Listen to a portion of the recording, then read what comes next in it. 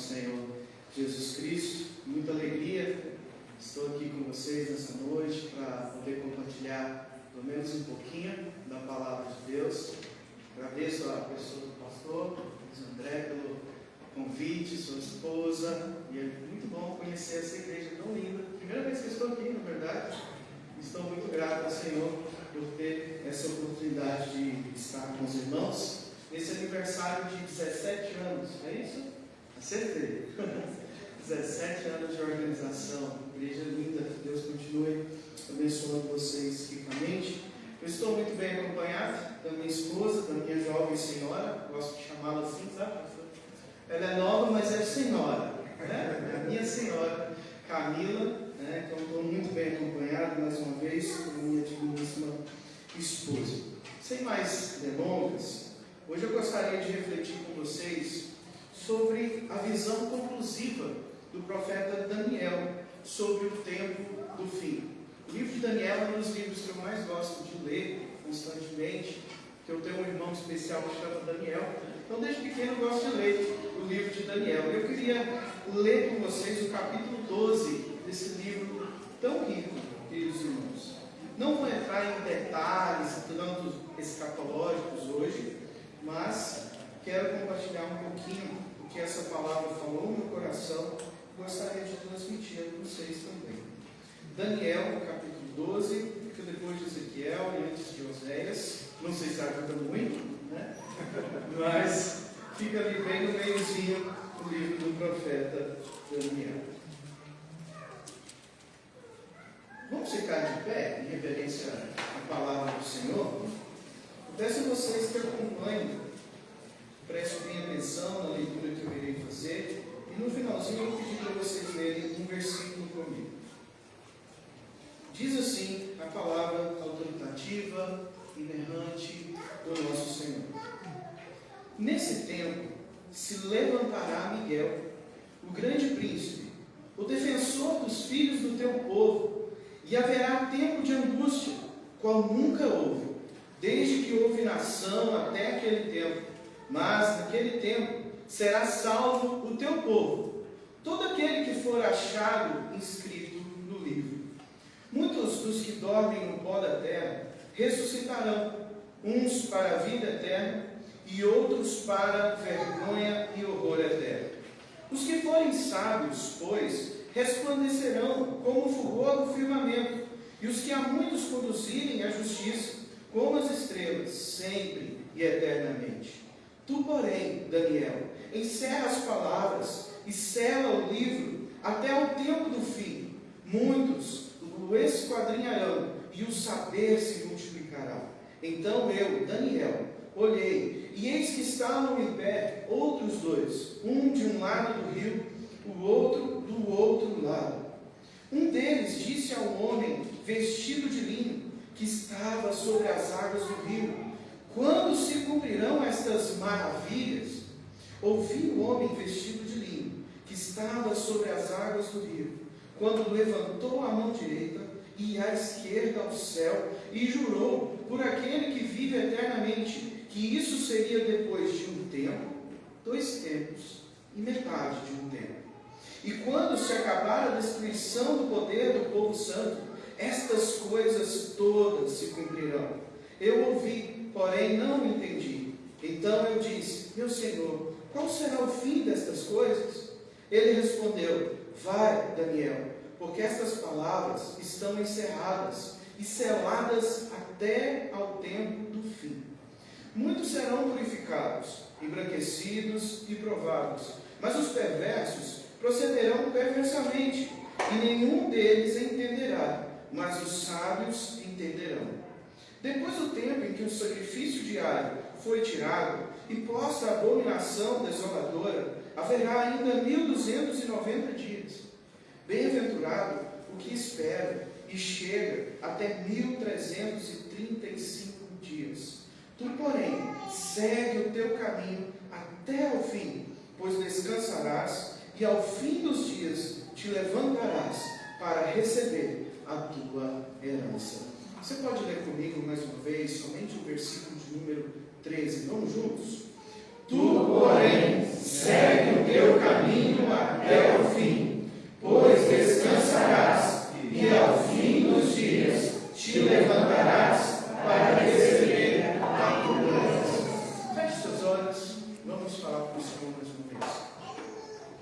Deus gracioso e bom, a Ti rendemos glórias, adoração, celebramos o Teu nome, nós reconhecemos que o Senhor é grande, poderoso, temível, Senhor. Também, Pai, eu gostaria de pedir a Tua graça nesse momento, pedir, Pai, a iluminação do Teu Santo Espírito, seja trazendo a edificação do Senhor para os nossos corações, que apesar de mim, um homem pecador, miserável que sou, que isso não atrapalhe os meus irmãos de compreenderem, de saírem daqui um pouco mais parecidos com Jesus, alimentados pela Tua rica palavra. Em nome de Jesus que nós oramos. Amém.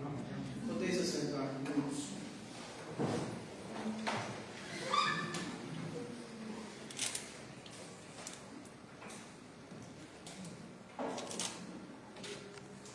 Vocês provavelmente já observaram que no início de uma maratona, todos os corredores estão cheios de energia, ou bem animados para participar. Muitos treinam, por anos, por muitas horas, ou diariamente, para poder participar de uma maratona olímpica, por exemplo. Estamos aí nos dias de Olimpíadas, o Brasil perdeu hoje no ouro, no futebol feminino, a gente fica triste, mas ganhou uma prata, está bom demais. Contudo, meus irmãos, quando as pessoas se propõem a participar de uma grande maratona, alguns começam bem, mas a metade do caminho começam a sentir o peso, o cansaço, a fadiga. Tem um episódio bem divertido do seriado Todo Mundo Odeia o Chris. Alguém já assistiu esse seriado alguma vez na vida?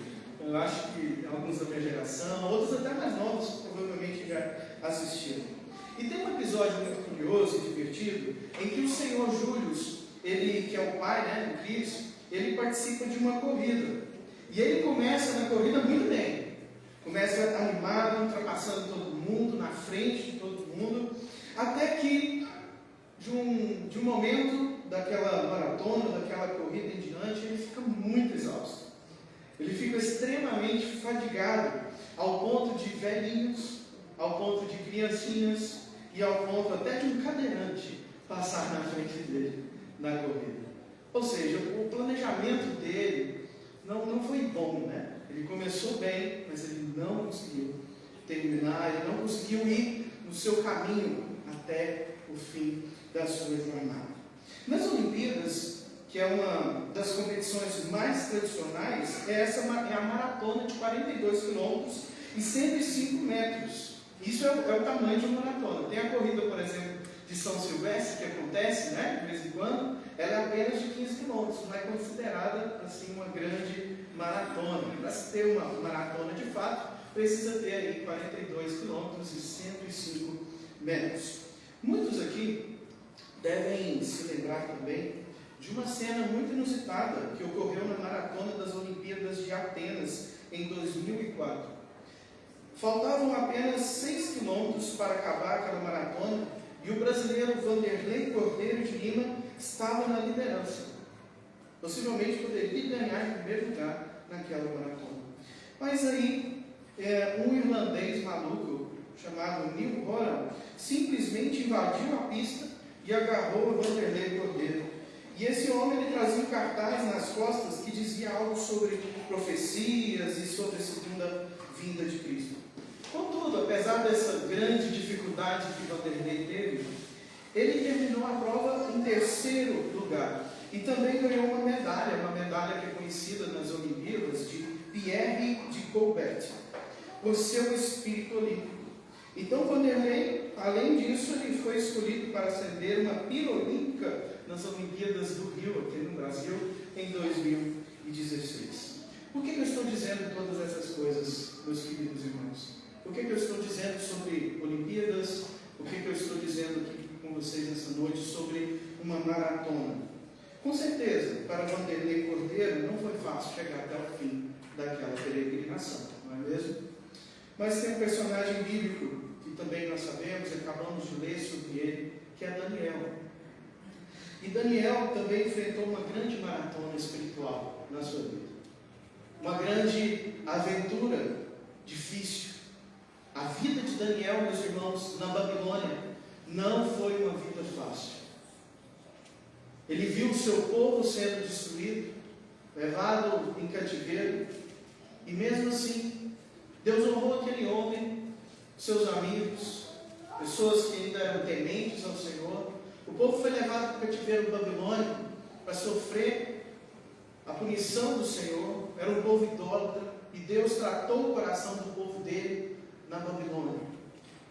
E mesmo assim, irmãos, toda essa dificuldade, não que Daniel fosse um super-homem, não que Daniel fosse um homem grandioso, ele era um homem como nós. Daniel também era pecador, Daniel também tinha suas dúvidas, tinha suas lutas, mas Daniel, a gente percebe em todo o livro dele, aqui nas Escrituras, que ele conseguiu ser um homem santo, um homem que foi fiel ao Senhor, um homem que peregrinou até o fim. E ele perseverou até o fim dos seus dias, meus queridos irmãos. A gente percebe que, se você ler depois em casa todo o livro do profeta Daniel, você perceberá os inúmeros obstáculos que esse homem teve que enfrentar, mas que pela graça de Deus, ele permaneceu fiel e íntegro ao Senhor. E essa passagem, meus irmãos, especificamente, ela aqui nos mostra o encerramento dessas profecias. O livro de Daniel é muito interessante. O primeiro capítulo até o capítulo 6, ele é cheio de narrativas. Você já deve ter ouvido algumas narrativas, como Daniel na cova dos leões, que é uma belíssima história, e tantas outras ali no livro. Mas a partir do capítulo 7 até o capítulo 12, o livro se torna muito enigmático, cheio de enigmas, cheio de mensagens escatológicas, profecias acerca de um período da história e também do fim, de homens que simbolizavam outros acontecimentos que viria na história e tudo mais. Então o livro é repleto de muitas coisas complexas, ricas e preciosas da palavra de Deus. Eu tenho certeza, meus queridos, que a Igreja Presbiteriana de Santa Maria, a igreja de vocês, ela ainda terá que enfrentar nos seus anos, na sua peregrinação, na sua maratona espiritual, muitos obstáculos ainda. Talvez essa igreja ainda haverá, meu pastor, de enfrentar ainda muitos desafios, enquanto cresce, enquanto amadurece, enquanto caminha neste mundo de homens pecadores. Portanto, apesar desses obstáculos e dessas lutas que nós, como povo de Deus, como igreja do Senhor, vamos enfrentar em nossa peregrinação, em nossa maratona, no final nós temos que ter, apesar dessa luta, nós temos que ter a certeza que ainda há uma herança, ainda há uma promessa que a gente vai receber no final dos nossos dias. Amém? Amém. Vocês creem nessa palavra, queridos? Amém. Portanto, assim como Daniel, nós temos motivos que provam para nós, que mostram para nós, que vale a pena nos mantermos no caminho de Deus até o fim. Portanto, eu gostaria de pensar brevemente com vocês, nesta noite, sobre 4 motivos para nos mantermos no caminho do Senhor até o fim. Você pode repetir isso comigo? 4 motivos para nos mantermos no caminho do Senhor até o fim. Amém, queridos. Primeiro motivo: tudo que Deus prometeu se cumpriu. Tudo que Deus prometeu se cumpriu. Se tudo que o Senhor prometeu, em todo o livro de Daniel, praticamente todas as coisas ali já foram cumpridas, e aí você chega no capítulo 12 e fala que ainda existe algo a ser cumprido. Algumas coisas ainda precisam acontecer até a segunda vinda de Jesus, até a nossa ressurreição corpórea. Ainda existem algumas coisas. Mas, agora observe comigo, se tudo que Ele prometeu outrora já se cumpriu, você acha mesmo que não vai se cumprir aquilo que ainda falta? Aquilo que ainda resta para ser cumprido? Irmãos, podem ter certeza que Deus não é homem para mentir. Deus, tudo que Ele prometeu em Sua palavra, irá concretizar nas nossas vidas, queridos irmãos. Na vida do povo dele, na vida da sua igreja. Irmãos, o livro de Daniel, ele revela o auge, a queda do Império Babilônico, revela também para nós a ascensão do Império Medo-Persa e profecias sobre o Império Grego, incluindo na história. Existe um personagem que vocês já devem ter ouvido, porque vocês estudavam história na escola, Alexandre o Grande. Alguém já ouviu falar? Daniel fala desse personagem, claro, sem citar esse nome. Eu creio que Daniel, durante o seu livro, fala a respeito desse personagem.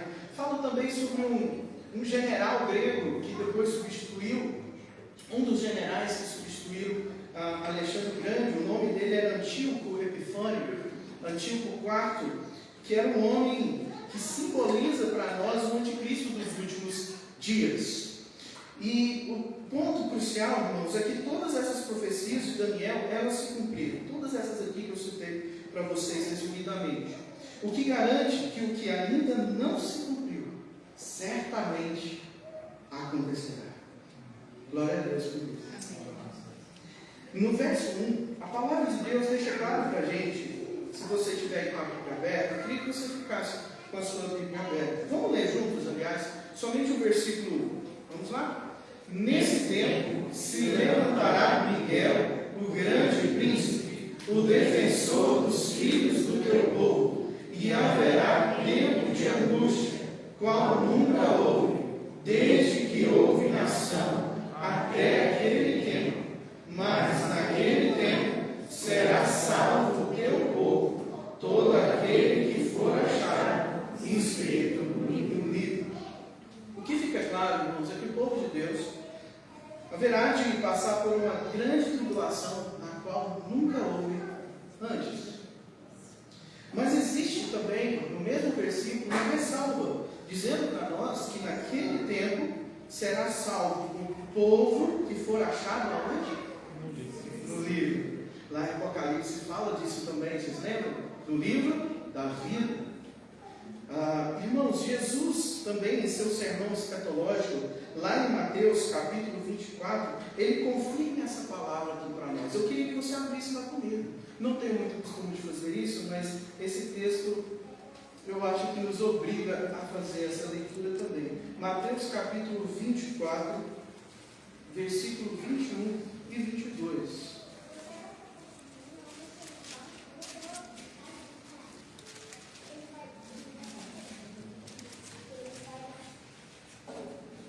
Todos encontraram? Sim? Vamos ler juntos? 21 e 22. Porque nesse tempo haverá grande tribulação, como desde o princípio do mundo até agora não tem havido e nem haverá jamais. Não tivessem aqueles dias sido abreviados, ninguém seria salvo, mas por causa dos escolhidos, tais dias serão abreviados. Até aqui, volte lá para Daniel, por gentileza, meus irmãos. Então, queridos, apesar de toda perseguição, o povo de Deus não será desamparado no fim dos tempos. Inclusive, o texto diz aqui no versículo 1 que a gente acabou de ler, que se levantará Miguel, um anjo, que é o representante angelical, defensor do povo de Deus, que irá agir, apesar dessa grande perseguição ao povo de Deus. E no versículo segundo versículo, nós temos aqui a promessa de ressurreição, que ainda acontecerá para nós. E aí, irmãos, no final dos tempos, após essa desolação final, acontecerá aquilo que nós chamamos de ressurreição dos corpos. E vocês sabem que alguns serão ressurretos para receber a glória eterna, andar lado a lado do Senhor, mas outros terão seus corpos ressurretos para receber a ira eterna de Deus. E não tem essa história na Bíblia de que aqueles que vão levantar para a condenação será apenas uma breve condenação, depois eles serão aniquilados. Não, a Bíblia não dá margem para isso. Mas fala que muitos também serão ressurretos, não só para a salvação eterna, para a glória eterna, mas para o horror eterno. E essa palavra, meus irmãos, deve nos fazer tremer diante de Deus. Deve fazer com que a gente assuma o compromisso de sermos perseverantes e fiéis até o fim. Não porque porque isso vai nos comprar, nos garantir alguma coisa, mas porque isso é marca de um verdadeiro eleito. Um verdadeiro salvo no Senhor é alguém que caminha, peregrina com o Senhor e vai até o fim, com a palavra do Senhor, em obediência à palavra do Senhor. Isso é uma característica de um crente. Isso é característica de um verdadeiro cristão. Quer conhecer um verdadeiro eleito do Senhor? Veja se ele caminha com o Senhor de fato. E se a caminhada, a maratona dele é de fato ao lado da palavra de Deus, é do lado de Cristo Jesus, que é o caminho que nós devemos caminhar e prosseguir. Então, meus irmãos, significa que terá um grupo que vai ter o corpo ressurreto para desfrutar da glória eterna, e outro grupo que ressuscitará para ter um corpo preparado para sofrer a punição por toda a eternidade. Perceba o quanto isso aqui é sério, queridos irmãos. Então, esse tipo aqui de doutrina precisa converter os nossos corações, precisa nos levar a arrependermos dos nossos pecados. E precisa também, meus irmãos, trazer uma esperança profunda nos nossos corações. Porque a nossa esperança, ela deve estar firmada na certeza da ressurreição. Você crê na ressurreição? Você crê na ressurreição de Cristo, que te garante o fato de que um dia você também será levantado. E sua alma, assim quando você morre, a sua alma vai direto para o céu. Amém? Você não fica descansando com o corpo e a alma não, tá? A alma vai direto para o Senhor. Você vai experimentar já a glória ao lado de Cristo Jesus. Mas um dia o seu corpo se unirá com a sua alma novamente. E nós, eternamente, nesse estado definitivo, estaremos com o Senhor. Aleluia! Amém. Louvado seja o Senhor por essa verdade da palavra dele. E sabe, irmãos, talvez você possa perguntar ou fazer o seguinte questionamento: que garantias nós temos que há uma ressurreição para nós? Que garantias nós temos que de fato isso vai acontecer? Lembra que eu falei no início? Tudo que Deus prometeu se cumpre. Ele nunca mentiu para nós. Tudo que a palavra dele disse aconteceu. E aquilo que resta, pode ter certeza, meu irmão, que ainda há de acontecer. Portanto, se Cristo ressuscitou, tudo vai ficar bem. Já dizia Tim Keller, o saudoso Tim Keller, dizia muito essa frase: se Cristo ressuscitou, nós temos a garantia também de um dia termos a nossa ressurreição, para a glória de Deus. E eu vou pular, irmãos, o versículo de número 3, eu vou voltar lá no finalzinho desse sermão, nesse versículo, depois vocês vão entender por que eu vou fazer isso, mas eu quero ir com vocês lá no versículo 4. Vocês podem ler comigo? Daniel 12, 4. Vamos juntos? Tu, porém, Daniel, encerra as palavras e sela o livro, até o tempo do fim. Muitos o esquadrinharão, e o saber se multiplicará. Nesse versículo, meus irmãos, Daniel, ele então deve encerrar as palavras, daqui ao final dessa profecia, desses enigmas aqui. Ele deve selar o livro até o tempo do fim. É o que está dizendo aí o texto para nós. Muitos esquadrinharão, e o saber se multiplicará. E nós podemos olhar para os nossos dias hoje e olhar para essa profecia lacrada e encontrar também, queridos, muita esperança no nosso coração. Porque tudo que foi profetizado no livro se cumpriu durante toda a história. Olha só que beleza. E por que somente essas últimas profecias não seriam cumpridas, não é mesmo? Então, apesar de que Daniel não pudesse compreender muitas coisas do que foi revelado, Daniel não entendeu tudo que estava sendo dito aqui. Mas nós hoje, nós temos uma visão privilegiada. Nós temos uma revelação mais completa da palavra de Deus hoje. Daniel não tinha todas as escrituras. Daniel ainda não estava vivendo no tempo que Jesus veio a este mundo. E hoje nós temos mais confirmações acerca disso. Nós temos mais informações, porque a palavra de Deus ela foi sendo progressivamente revelada por Deus. Deus preparou o mundo para receber Jesus, preparou o mundo para essas promessas, para esses tipos de revelações. E hoje nós somos privilegiados, porque nós temos ainda mais confirmações acerca dessas mensagens proféticas, outrora reveladas a Daniel. Mas eu queria que você, nesse ponto, apenas guardasse isso, meus irmãos. Que Deus é fiel para cumprir. Deus é fiel para terminar a obra que Ele começa nas nossas vidas. Aliás, como diz certa frase famosa, se Deus disse que viria, e veio. Ele disse que morreria, e morreu. Ele disse que ressuscitaria, e ressuscitou. Ele disse que voltaria. Pode esperar, porque Ele de fato vai voltar, meus irmãos. Segundo motivo. Então nós chegamos nesse segundo motivo, que nos prova que vale a pena permanecermos no caminho do Senhor até o fim. E eu queria pensar no segundo motivo, o fato de que o sofrimento tem prazo de validade. Você pode repetir isso comigo? O sofrimento tem prazo de validade. Porque nessa vida, nessa nossa maratona, grande caminhada aqui neste mundo, a gente vai ter que lidar com morte. Não é mesmo? A gente vai ter que lidar com sofrimento, meus irmãos, com dor. O povo de Deus, desde a inauguração dos últimos dias, que foi a chegada de Jesus, a chegada do Messias, desde o primeiro século, já enfrenta perseguição, enfrenta lutas, momentos na história mais graves de perseguição ao povo de Deus, outros momentos mais brandos, né? Mas de fato, desde o primeiro século, a igreja de Cristo tem sido perseguida, meus irmãos. E o povo de Deus enfrenta a morte, enfrenta dificuldades, enfrenta luto, enfrenta dores. E aí, irmãos, seguindo nossa passagem, no versículo 5 e 6, Daniel ele vê dois homens, e um deles disse ao homem vestido de linho que estava sobre as águas do rio. E ele pergunta: como se cumprirão essas maravilhas? E aí, se você der um pulo lá comigo no versículo 7, o versículo vai dizer que este homem, vestido de linho, levanta a sua mão direita, a sua mão esquerda, e o que ele faz? Ele vai jurar solenemente por aquele que vive eternamente. Isso aqui é uma declaração solene da palavra de Deus, uma promessa, algo que será concretizado.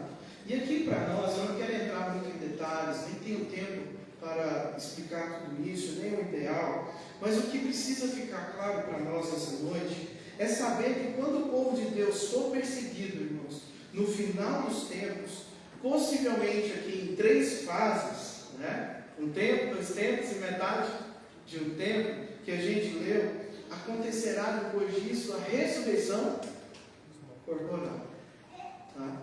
É isso que precisa ficar claro para nós. E aí no versículo 11, vai expandir um pouco mais essa visão do tempo, quando diz: depois do tempo em que o sacrifício diário for tirado e posta a abominação desoladora, haverá ainda 1290 dias. E talvez você deve se perguntar: mas que número é esse, né? Que coisa enigmática é essa que temos aqui diante de nós? Mas não se preocupe tanto com esses números. Se Deus colocou essas coisas de uma forma enigmática, significa que a gente não deve ficar tão preocupado assim com esses números, ou focado nesses números. Na verdade, o que a gente deve se importar mais é como a gente está se mantendo nesse caminho até o final da nossa jornada. Essa que deve ser a nossa preocupação, queridos irmãos. Mas isso não significa que a gente não tenha respostas ou sentidos a respeito do que são esses números. Por exemplo, alguns estudiosos, eles vão afirmar que estes 1290 dias pode ser literal, o que equivale a cerca de 3 anos e meio. Eu não concordo, né, com essa perspectiva. Já outros, por exemplo, vão dizer que é um número simbólico, que corresponde à metade das 70 semanas de uma outra passagem de Daniel, capítulo 9. Resumidamente, da maneira simbólica de interpretar esse número, significa que 3 tempos e meio, ou 3 anos e meio, ou 1290 dias, refere-se à metade de 7, que significa um número imperfeito. Então, 1290 dias significa um número breve, rápido, ligeiro, um número imperfeito se comparado ao símbolo do número 7 nas Escrituras, que representa um número de concretude, um número de perfeição. Ou seja, resumidamente, lembrando daquele texto que a gente deu de Mateus, por causa dos escolhidos, Deus vai fazer o quê? dor. Ou seja, o sofrimento, meus irmãos, tem prazo de validade. Não se assuste demais com os sofrimentos que você precisa enfrentar na sua caminhada, tá bom? Não se assuste demais, não se espante demais com certas dificuldades que Deus vai permitir na sua jornada até o final. Lembre-se que de toda forma, Deus abreviará o sofrimento do seu povo. Aleluia. O importante então, queridos, é compreender que o anticristo ele vai acabar sim uma guerra contra o povo de Deus, vai levar o povo de Deus a uma grande, terrível destruição, mas nós não podemos nos desesperar por isso, porque Deus estabeleceu tempos precisos, onde o sofrimento começa e onde o sofrimento termina. E o nosso Deus, queridos irmãos, ele não pode ser surpreendido por absolutamente nada. Ele controla as engrenagens da história. Ele tem nas suas mãos todos os detalhes de todos os povos e nações. O nosso Deus é soberano. E se nós somos aí calvinistas, né? Acreditamos na soberania de Deus, nós não deveríamos nos apavorar mais, tanto assim, com o tempo do fim. Porque nós entendemos e cremos que Deus tem o controle na palma da mão dele, toda a história da humanidade. E Ele controla toda a história dos homens, queridos irmãos. E então, nós podemos descansar no fato de que a nossa leve e momentânea tribulação produz para nós eterno peso de glória acima de toda comparação, não atentando nós nas coisas que se veem, mas nas que se não veem, porque as que se veem são temporais, e as que se não veem são eternas, já dizia o apóstolo Paulo. Então, queridos irmãos, a nossa leve e momentânea tribulação produz para nós eterno peso de glória. Então, se conforte com essa palavra do Senhor, em meio aos desafios, às perseguições, aos sofrimentos, às dores que nós cristãos enfrentamos neste mundo. Então, nós já chegamos no nosso terceiro motivo. O terceiro motivo pelo qual nos prova que vale a pena perseverarmos no caminho até o fim. Terceiro motivo, Deus está usando o tempo de espera para santificar o seu povo. A espera, queridos irmãos, até o tempo do fim, ela pode ser agoniante, ela pode ser difícil, mas ela também é proveitosa. Guarde isso no seu coração. O tempo de espera pode ser difícil, mas é também um tempo proveitoso. Um tempo que Deus está trazendo redenção. É um tempo que Deus está libertando os cativos. É um tempo que Deus está convertendo os corações. É um tempo que Deus está purificando as nossas vidas, nos preparando para estarmos eternamente com Ele. E glória a Deus, que Ele seja louvado por essa verdade. Olha comigo o versículo 12, por gentileza. Olha só, nós já estamos aí no versículo 12. Vamos ler juntos? Bem-aventurado o que espera e chega até 1335 dias. Mais um número enigmático para nós, mas um número interessante que nós temos aqui nesse texto. Mas o que eu quero dizer com vocês, você percebe que 1335 é um número maior do que 1290? Não é isso? Significa que o povo de Deus precisa perseverar simbolicamente até 1335 dias. Tá? É claro que tem muitos detalhes que a gente poderia pensar, explicar sobre isso, mas o que precisa ficar claro para nós é que o texto aqui nos chama a perseverança. E nós precisamos perseverar, queridos irmãos. Ou seja, quando Deus não revela nem o dia, nem a hora que seu filho irá voltar, Ele não deixa isso claro para nós. Ele deixa isso em enigma para nós. É misterioso para nós. Se Ele deixa isso em mistério para nós, significa algo isso. Que é para a gente sempre estar pronto. Porque nós não sabemos o dia e a hora. O propósito de Deus em não nos revelar os detalhes desse dia, dessa hora, é porque a gente permaneça sempre pronto para o dia do Senhor. Aleluia. Amém. Infelizmente, meus irmãos, muitos crentes, nos dias de hoje, eu tenho percebido muito isso, tá, professor? Na internet, nas redes sociais, muitos crentes se perdendo em grandes especulações sobre a chegada de um anticristo. Até nas Olimpíadas teve lá um cenário, né, de um cavalo lá abrindo as Olimpíadas. E é verdade, né? Parece bem Interessante, curioso aquilo, e essas coisas acontecendo. Mas eu tenho uma coisa para falar para vocês.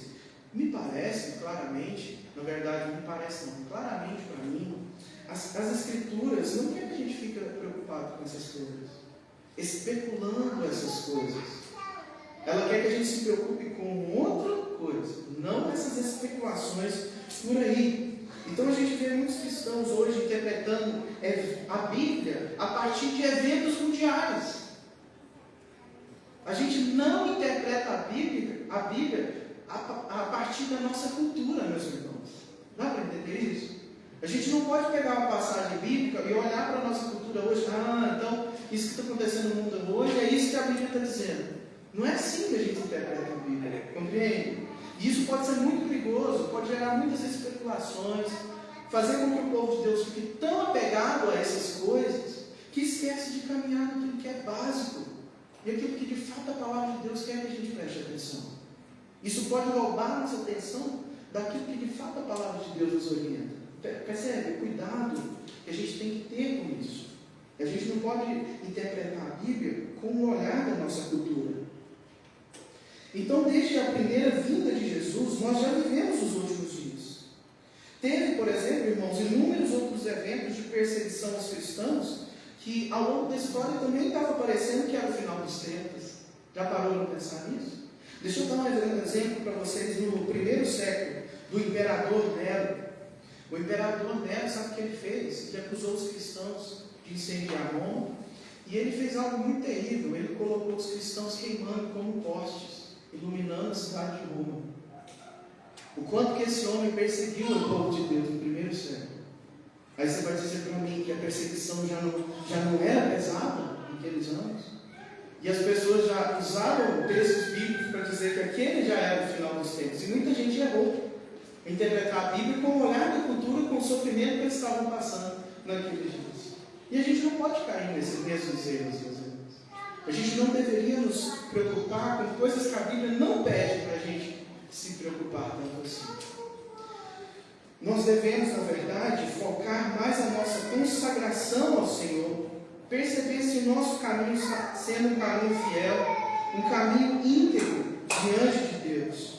Nós deveríamos nos preocupar mais com esse caminho de integridade que Deus quer que a gente peregrine sobre ele, meus irmãos. E não ficar por aí tentando desvendar números, desvendando enigmas, tentando adivinhar quem que é fulano no período da história, quem não é. A gente, não estou dizendo que você não possa estudar essas realidades, mas você não pode perder de vista aquilo que de fato a Bíblia quer que você se importe ou se preocupe. E aí eu queria que você olhasse aí no versículo 10, subindo só um pouquinho comigo. E o versículo 10 vai dizer para nós 3 coisas que também provam que essa espera será proveitosa para o povo de Deus, para aqueles que são chamados pelo propósito do Senhor. O que diz o versículo 10? Vamos ler comigo? Muitos serão purificados, embranquecidos e provados. Até aqui, vamos de novo? Muitos serão purificados, embranquecidos e provados. Ou seja, esse tempo de espera que o mundo está aguardando, essas promessas finais aqui da Escritura, da palavra do Senhor, Deus vai usar esse tempo para levar muitos ao arrependimento. Esse é o tempo ainda de anunciar a palavra de Deus. A nossa preocupação hoje deveria estar em anunciar aos cativos, aqueles que precisam conhecer a Cristo, a palavra do Senhor. Falar sobre a obra vicária do Senhor Jesus Cristo. É isso que deve encher o nosso coração de preocupação. É isso que nós deveríamos fazer mais, queridos irmãos. E aqui o texto também diz que nesse tempo muitos serão embranquecidos. Isso significa que nossas obras serão purificadas pelo poder daquele que pode tirar manchas. Vocês sabem quem é esse que pode tirar manchas? Vocês sabem? O sangue do Cordeiro, Jesus Cristo. O texto também fala que muitos serão provados nesse tempo. E significa que muitos vão ter a sua fé testada. Lembra lá de Tiago, capítulo 1, versículo 2 e 4, que diz assim, meus irmãos, tende por motivo de toda alegria, passares por várias provações, sabendo que a aprovação da vossa fé, uma vez confirmada, produz perseverança. Ora, a perseverança deve ter ação completa, para que sejais perfeitos aqui é maduros, tá bom? Maduros e íntegros, em nada deficientes. Percebe que a espera, ela é proveitosa para nós cristãos. E Deus está trabalhando, fazendo isso com o seu povo e com aqueles que ainda vão conhecer o nome do Cordeiro de Deus, Jesus Cristo.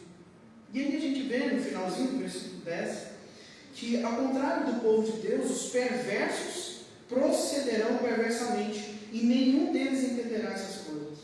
Mas os sábios compreenderão tudo isso, entenderão essas coisas. E essa expressão sábios aqui em Daniel, é muito curioso, eu estava pesquisando sobre isso. Essa expressão sábios se mistura com o livro de Provérbios, que é um livro de sabedoria, queridos. E quem foi Daniel na Babilônia?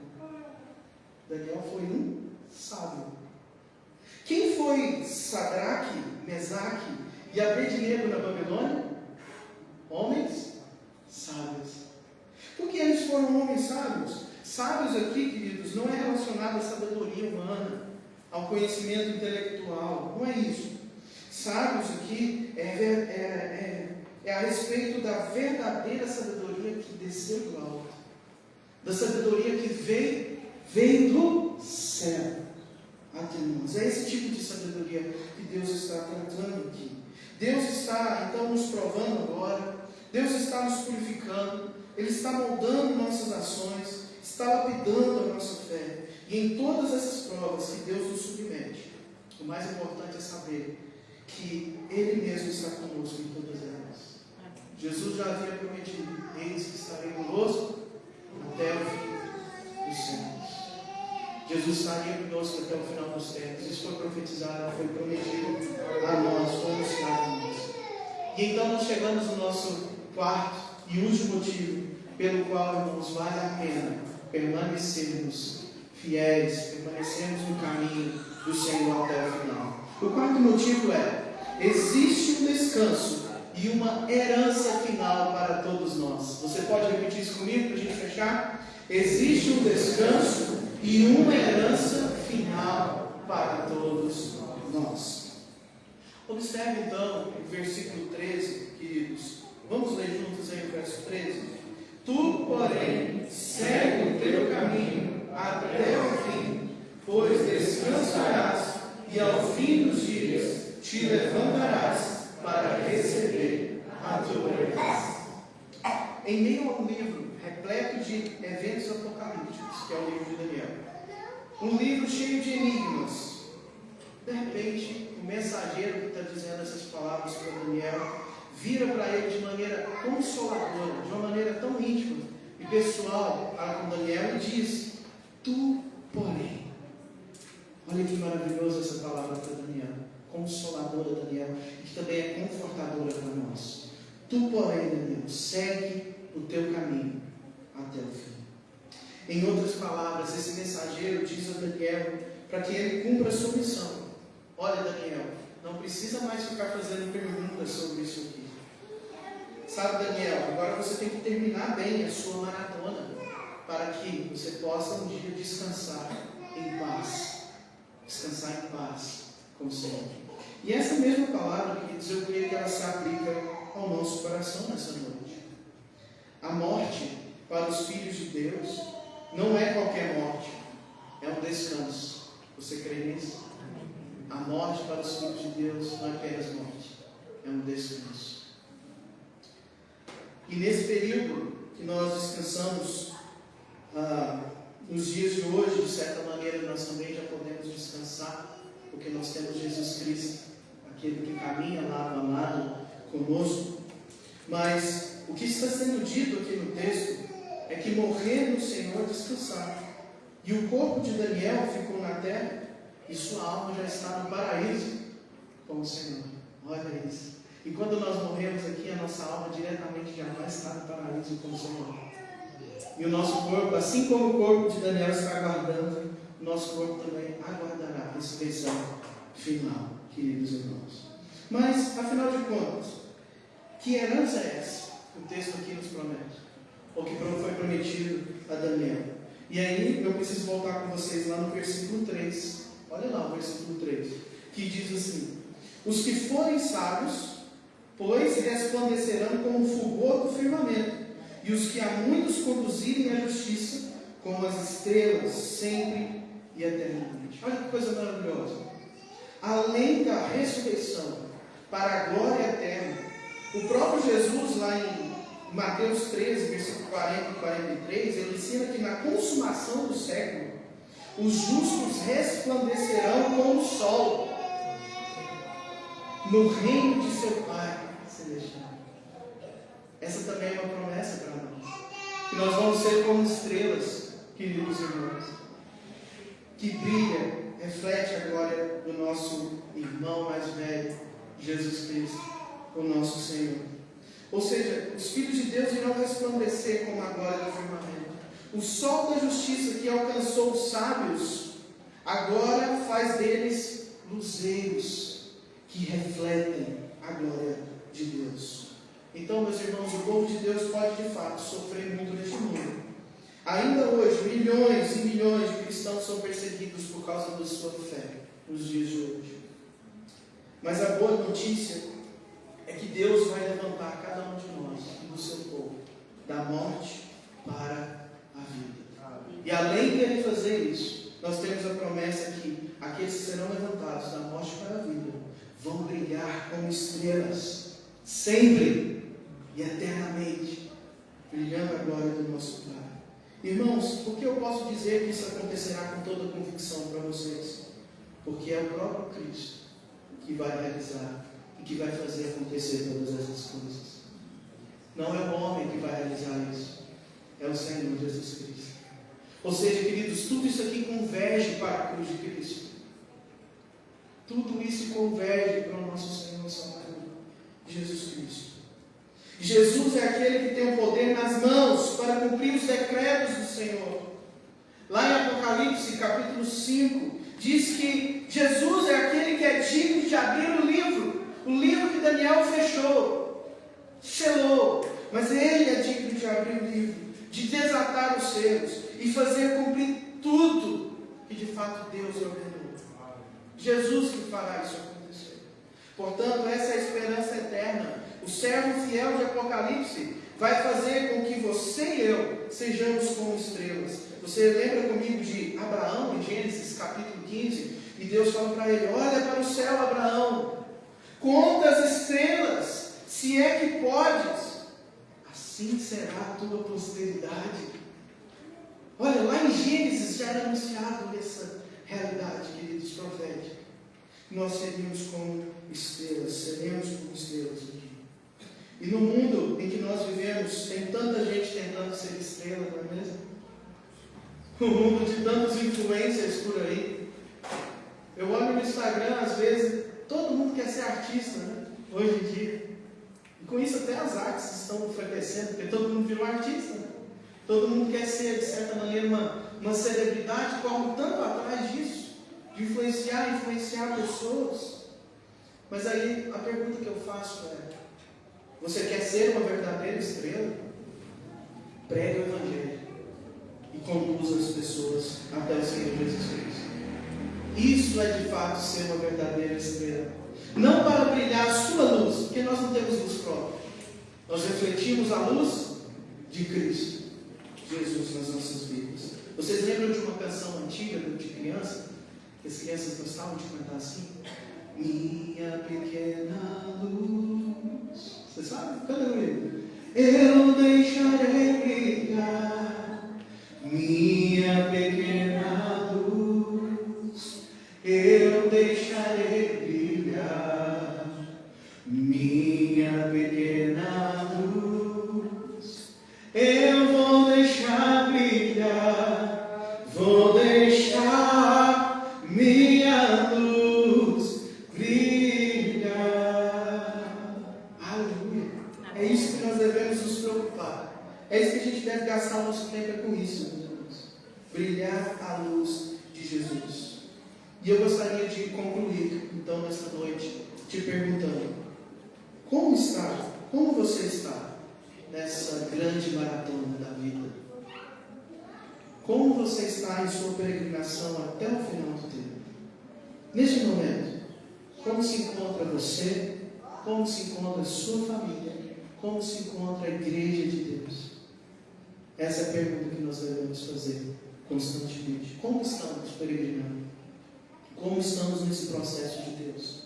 E sabe, queridos, eu não sei qual quilômetro você está, que você se encontra na maratona que Deus tem para você. Mas de uma coisa eu tenho plena certeza, que todos nós temos bons motivos para seguirmos em nosso caminho até o fim. Todos nós podemos ter esperança em nossa maratona, porque o Senhor cumpre tudo que Ele prometeu em sua palavra. Todos nós podemos ter esperança em nossa maratona, porque todo sofrimento tem prazo de validade, porque todas as coisas cooperam para o bem daqueles que amam a Deus, daqueles que são chamados segundo o seu propósito.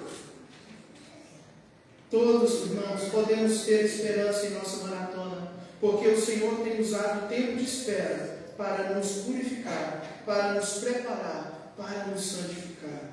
Lembra de Filipenses 1,6? Aquele que começou a boa obra em nós, há de completá-la até o dia do Senhor Jesus Cristo. E por último, todos nós podemos ter esperança em nossa maratona, porque ainda resta um descanso e uma herança final para todos nós. E essa certeza, meus irmãos, do futuro glorioso deve impactar a sua vida no presente. Você pode repetir isso comigo? A certeza do futuro glorioso deve impactar a minha vida no presente. Isso tem que fazer diferença no seu dia a dia. Irmãos, e como é difícil, não é? Facilmente a gente esquece dessas promessas gloriosas e acaba não impactando o nosso presente. Mas a gente não pode falhar de se levantar e continuar nessa caminhada, nessa peregrinação até o fim. Como disse o apóstolo Paulo, prossigo para o alvo, para o prêmio da soberana vocação de Deus em Cristo Jesus. Ou seja, você tem que lembrar que o caminho que Deus quer que a gente persiga, caminhe até o fim, o caminho de Deus é uma pessoa. O caminho de Deus é Jesus, aquele que é o caminho, a verdade e a vida. Ou seja, o objetivo da nossa maratona, meus irmãos, é no final, e no meio, e no início, encontrarmos sempre com Cristo nessa peregrinação. Porque Jesus Cristo é de fato o nosso verdadeiro sábado, o Shabat verdadeiro. Jesus é de fato o nosso descanso, e Jesus é de fato a nossa herança final. Portanto, que o objetivo da igreja presbiteriana de Santa Maria, essa igreja que hoje está completando 17 anos de organização, seja estar sempre no caminho com Jesus e ao mesmo tempo almejar se encontrar com Ele no final da jornada. Amém? Amém. Deus assim possa abençoar esta amada igreja. Agradeço a paciência de cada um, tá bom? Passo a palavra para o pastor, peço a ele que possa nos conduzir na oração. Senhor, meus irmãos.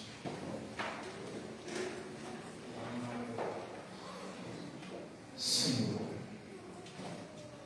eu agradeço pela tua palavra, que é viva e eficaz. Te agradeço porque tu usaste o seminarista David nesta noite para nos fazer lembrar quatro assuntos importantes, muito importantes para todos nós. Obrigado, Senhor. Obrigado porque tu falaste a Daniel, tu falaste à Igreja Presbiteriana do Brasil de Santa Maria. Pai Santo, nós louvamos pela vida do David durante a sua jornada de formação no seminário presbiteriano. Te louvamos, ó Deus, pela vida do David e da sua esposa, junto ao ministério ali no Valparaíso.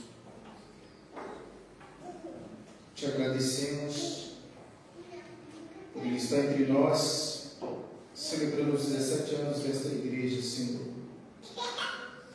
Eu quero orar por ele, Senhor. Está tão perto de terminar seus estudos, tão perto de ser encaminhado no presbitério do Planalto, de ser ordenado, Senhor, ministro do Evangelho. Tu chamaste esse jovem há muito tempo, e tem preparado, Deus, para a ministração da tua palavra. Onde ele estivesse, Deus, no próximo ano, que a tua boa mão possa estar sobre ele, sobre a sua esposa. Nós somos gratos pela vida do teu filho, Pai. E suplicamos que este dom que vem de ti, esta vocação que vem do Senhor, ela possa ser concretizada assim, não importando a nossa quilometragem, o Senhor está conosco. Não importando, ó Deus, quanto tempo nós temos para te servir, mas correspondendo ao teu chamado. Abençoe, Senhor, seminarista, a sua jornada, a sua nova terra, com seus irmãos ali, Senhor. Usa o teu filho. Guarda, Senhor Deus, teu servo. Em nome de Jesus.